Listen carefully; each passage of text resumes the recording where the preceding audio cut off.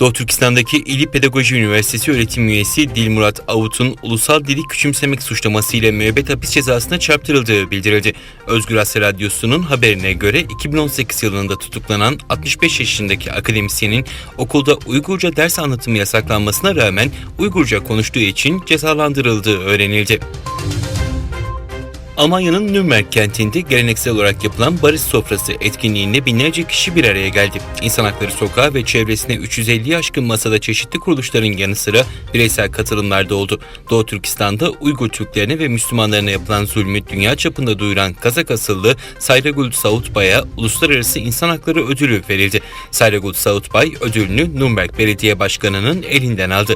Çin'den gizlice kaçan ve yazdığı kitapta Uygur Müslümanlarının Çin'de uzun yıllardır işkenceye maruz kaldığını anlatan Sautbay, toplama kamplarında tutulan milyonlarca Uygur Türk'ünden haber alınamadığını, Çin hükümetinin aşırılık bahanesiyle Müslüman Uygurlara karşı sert asimilasyon politikaları uyguladığını söyledi.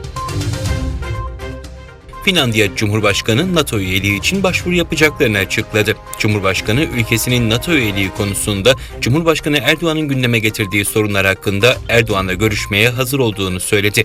Cumhurbaşkanı Erdoğan, Finlandiya ve İsveç'in NATO üyeliği sürecine ilişkin İskandinav ülkeleri ne yazık ki terör örgütlerinin adeta misafirhanesi gibi, bu noktada bizim olumlu bakmamız mümkün değil demişti. New York eyaletinin Buffalo kentinde bir süpermarkette düzenlenen silahlı saldırıda 10 kişi hayatını kaybetti, 3 kişinin ise yaralandığı açıklandı. Saldırganın Payton Gandron isimli 18 yaşında beyaz bir erkek olduğu açıklandı. Yetkililer Buffalo kenti dışından gelen saldırganın hedef aldığı 13 kişiden 11'inin siyahi olduğunu belirtti. Şüphelinin ırkçı motifle yapıldığı belirtilen saldırıyı sosyal medya platformu Twitch'te canlı yayınladığı ortaya çıktı.